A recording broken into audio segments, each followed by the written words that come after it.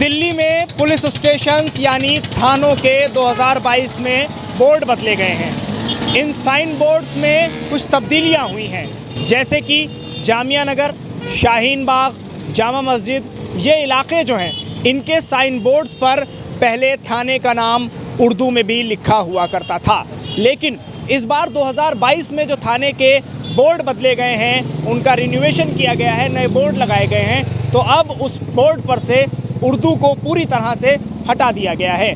यही मुद्दा दिल्ली के जामिया नगर में इस वक्त काफ़ी गरमाया हुआ है। इस मुद्दे को ओखला प्रेस क्लब ने भी उठाया और उसी के साथ साथ दिल्ली AIMIM के चीफ कलीमुल हफीज़ ने भी इस मुद्दे को उठाया और इस पूरे मुद्दे को लेकर DCP south east Isha Pande से मुलाकात की और कमिश्नर ऑफ दिल्ली पुलिस को इस पूरे मामले पर एक ज्ञापन सौंपा और उस ज्ञापन में डिमांड की गई, मांग की गई कि इन बोर्ड पर जो नाम लिखा था उसी को लिख दिया जाए और उर्दू को नदारद जो किया गया है उस पूरे मामले पर अब दिल्ली पुलिस एक नया बोर्ड लाए और जहां जहां उर्दू में पहले नाम लिखा हुआ था वो लिखा जाए। कलीमुल हफीज़ इस पूरे मामले पर क्या कहते हैं, पहले आपको सुनवाते हैं।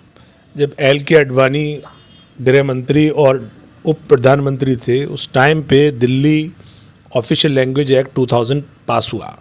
उसमें उर्दू और पंजाबी को दिल्ली की सेकंड ऑफिशियल लैंग्वेज बनाया गया और उस एक्ट में बाकायदा ये बात लिखी गई कि जो भी सरकारी इमारतें होंगी या दफातर होंगे, उनके बोर्ड या उनके अंदर की जो साइन बोर्ड से तख्तियाँ हैं वो सब हिंदी के साथ साथ उर्दू और पंजाबी में भी लिखी जाएंगी। और इसकी किसी हद तक इसको माना भी गया और थानों के नाम उर्दू में लिखे भी गए। ख़ासतौर से जामिया नगर और शाहीन बाग में दोनों में उर्दू में लिखा हुआ था। लेकिन इस साल जो नए बोर्ड लगे उसमें उर्दू गायब है, सिर्फ अंग्रेज़ी और हिंदी में लिखी हुई है। तो हमने इसको लेके एक मेमोरेंडम पुलिस कमिश्नर को दिया कि आखिर वो उन अधिकारी की जांच की जाए, ये किसने ऑर्डर दिया जो दिल्ली राजकीय भाषा अधिनियम 2000 का उल्लंघन किया। दूसरी बात ये कि जल्द से जल्द उर्दू इसमें शामिल की जाए। उसके साथ साथ उस एक्ट में ये भी है कि किसी भी सरकारी दफ्तर में अगर उर्दू में कोई दरख्वास्त आती है, एप्लीकेशन आती है या करस्पॉन्डेंस होता है तो आपको उस उर्दू में उसका जवाब देना है। लेकिन प्रैक्टिकली ऐसा नहीं हो रहा है। दिल्ली के सारे सरकारी दफ्तर में ना तो उर्दू ट्रांसलेटर बैठा हुआ है, ना उर्दू जानने वाला बैठा हुआ है, ना उर्दू की एप्लीकेशन का उर्दू में जवाब दिया जाता है। इसको लेके दिल्ली सरकार और केंद्रीय सरकार दोनों नज़रअंदाज कर रही हैं उर्दू को। तो अभी जो मुद्दा हमने उठाया वो तो ये कि दिल्ली पुलिस उर्दू के साथ मुतासिबाना यानी पक्षपातपूर्ण रवैया अख्तियार कर रही है।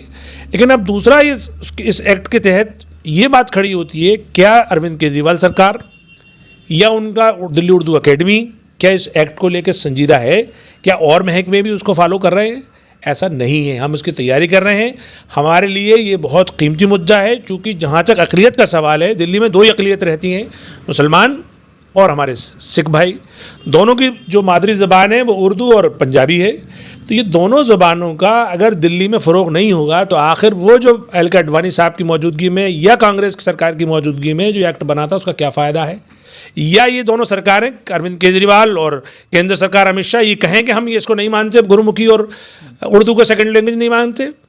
तो ये हमारा मुतालबा है, AIMIM का ये मुतालबा है कि जो एक्ट उर्दू और पंजाबी को सहूलत देता है, मौका देता है, या उर्दू स्पीकिंग या पंजाबी स्पीकिंग लोगों को ये पूरा इख्तियार देता है कि आप उर्दू में एप्लीकेशन लिखिए और उर्दू में आपको जवाब मिलेगा, वो क्यों नहीं मिल रहा है। तो अभी आपने ये बयान सुना, लेकिन अब आप ये भी ज़रूर जान लीजिए कि ये क्यों महत्वपूर्ण हो जाता है और क्यों ज़रूरी हो जाता है कि साइन बोर्ड से उर्दू हटने के बाद एक बवाल खड़ा हो जाता है। ये इसलिए भी ज़रूरी है कि पहले आपको ये तस्वीरें जो मैं इस वक्त स्क्रीन पर दिखा रहा हूँ उसमें आप देख रहे होंगे कि उर्दू में नाम लिखा हुआ है और जो ज़िला है वो भी बाकायदा उर्दू में है। वहीं जो जामिया नगर थाने में वुमेन हेल्प डेस्क बनाया गया था, वो वुमेन हेल्प डेस्क भी पूरे तरह से उर्दू में बाकायदा लिखा हुआ है। उसके अलावा जामा मस्जिद का जो थाना है वहाँ के बोर्ड पर भी उर्दू में थाना जामा मस्जिद सीधे सीधे और साफ अक्षरों में लिखा हुआ नज़र आ रहा है।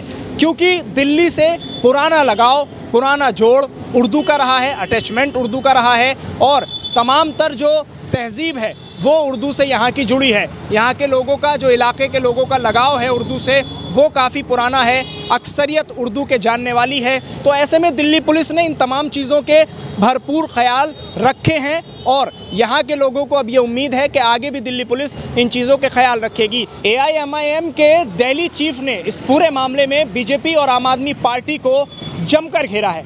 वहीं दूसरी तरफ उन्होंने सीधे तौर पर डिमांड भी की है कि दिल्ली पुलिस कमिश्नर से ये रिक्वेस्ट है कि वो नए बोर्ड बनवाएं और DCP ने उनको इस बात का आश्वासन भी दिया है कि बोर्ड बनवाए जाएंगे। तो अब ऐसे में देखना ये होगा कि कितनी जल्दी इस पूरे मामले को लेकर दिल्ली पुलिस एक्टिव होती है और उर्दू को उसका मकाम जो बोर्ड पर रहा है वो दिया जाता है। और जो थाने में पहले से उर्दू का एक मकाम रहा है कि तमाम साइन बोर्ड उर्दू में भी मौजूद रहे हैं, अंग्रेज़ी और हिंदी के साथ साथ। तो अब देखना यह है कि कितनी जल्दी वो तमाम चीज़ें दोबारा से अपनी उसी कैफियत पर आती हैं जो कि पहले से रही।